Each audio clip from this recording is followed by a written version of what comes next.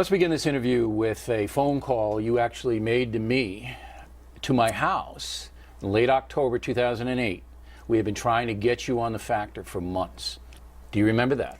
I do. Shh, that was part of that going rogue stuff nobody was supposed to know about in the campaign. So now you you're were going spilling the rogue, beans. calling O'Reilly at home. I don't know how you got my home number.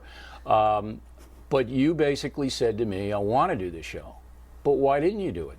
Whatever the logistics were that weren't working out, we ended up not doing the show, unfortunately. But yeah, reaching out to you and to others who I believed would report fairly objectively on the campaign. Want to talk to you guys. We couldn't figure it out because obviously The Factor is the biggest cable program with the most people watching. We certainly were fair to you. Would you say we were fair to you? Very fair. Okay. So why couldn't we get you, and we had trouble getting Senator McCain on the program? I didn't get it.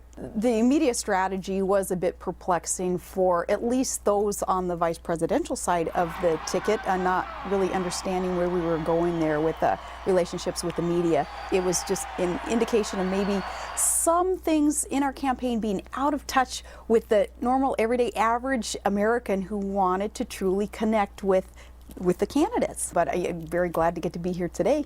Okay, but you wanted to be on the program. You wanted to be on The Factor during the campaign. You told me you did, and I believed you. And why would you bother taking time out of your busy schedule to call me if that weren't the case? It would be fair to the electorate had we reached out and had more of a connection via different media personalities. Right. It's fair to say that you were over-controlled by the McCain people. They were the experts. They had run national campaigns before, and of course I had never been a participant in anything larger than a state campaign. So obviously having to put a lot of faith in their strategy and not having a whole lot of say in things like the media rollout. Should you have said, look, I'm doing O'Reilly, I don't care what you say? Oh, as you can tell in the book, though, those times that I was more assertive were the times that we were called going rogue, and then that being leaked to the press, which was unfortunate. But at this point, of course, it's water under the bridge, though.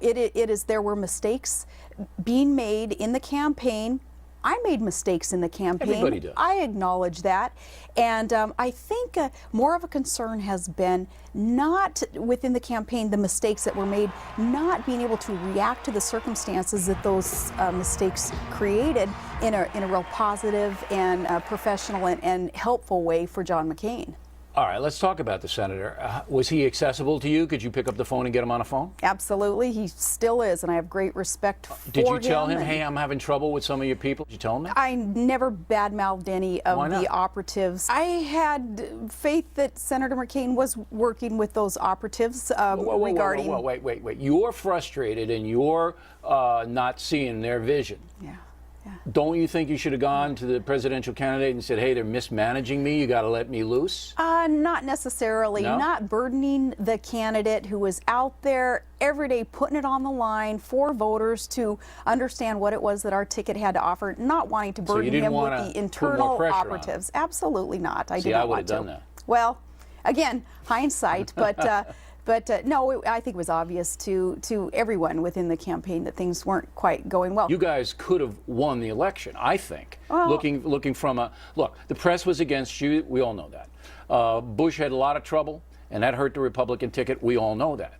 But it was close. John McCain, did he ever scold you, by the way, after the Keurig interview and the Gibson interview? Did he call you and say, hey, Sarah, you got to elevate your game? John McCain was nothing but positive, encouraging, and supportive. So you never had any contention between you? Not an ounce of contention, all right. No. The two signature moments that got you in trouble, with all due respect, Governor, were the Gibson interview when he looked down at you with his nose, on the glasses on the nose, and said... Do you agree with the Bush doctrine? When I heard that, I went, what Bush doctrine? Everybody said, so did I. In what respect, Charlie? The Bush... Well, what do you interpret it to be? His worldview?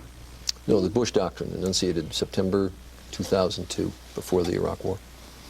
Do you think that Gibson did that to demean you, to make you look stupid? Those are the gotcha techniques that some in what some people call mainstream, others call the lamestream media, want to participate in a tactic like that. But it was just a gotcha. Gibson's not like that. Had he explained a little bit more the context of the question that he was asking, probably could have answered it. Now, that was a signature moment there, and it hurt Gibson because a lot of women said, that's not fair. Katie Couric's a different story.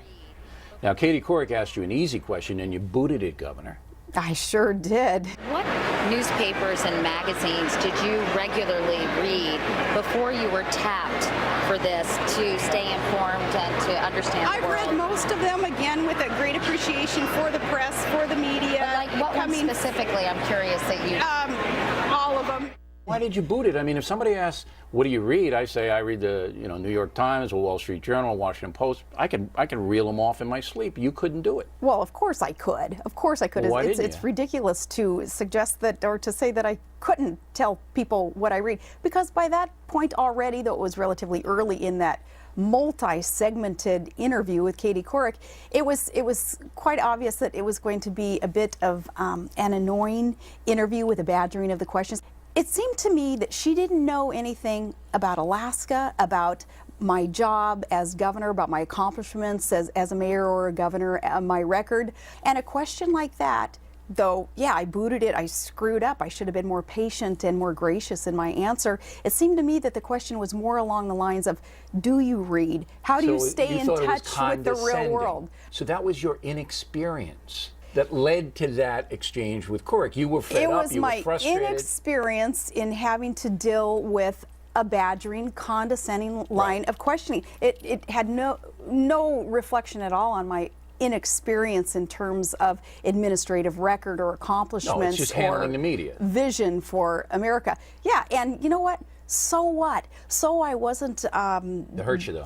So I wasn't doing the right thing to ingratiate myself with liberal media personalities to make them like me. So what? I think if most normal Americans were put in the same position that I was there, they'd probably look at her and have that proverbial eye roll and say, "Are you kidding If they me? knew, Are you if they suggesting had that I known, don't read?" That led, in my opinion, to the McCain people, Steve Schmidt and the other guys, saying, we can't trust her out there because she booted that. And that's where you lost credibility among them.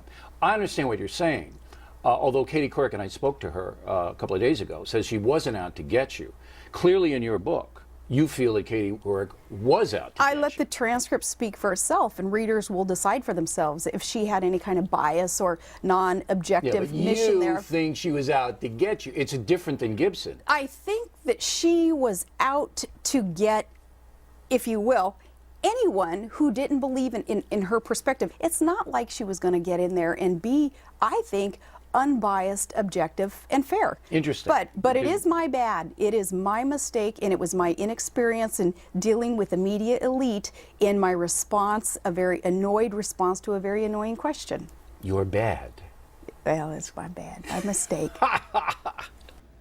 Love those slang expressions. Now, up next.